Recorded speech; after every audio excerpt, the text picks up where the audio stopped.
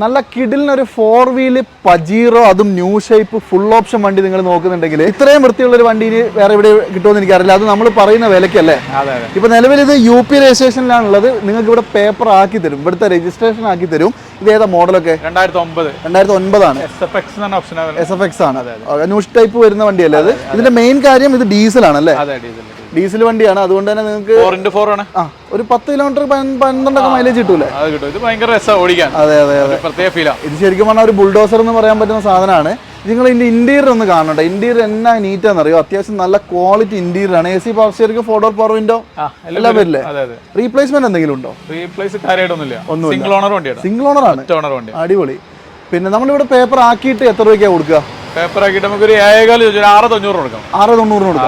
6,90,000 രൂപയ്ക്ക് നിങ്ങൾക്ക് കേരള രജിസ്ട്രേഷൻ ചെയ്ത് 4 വീൽ വണ്ടി 2009 കൊണ്ടുപോകാം കേട്ടോ.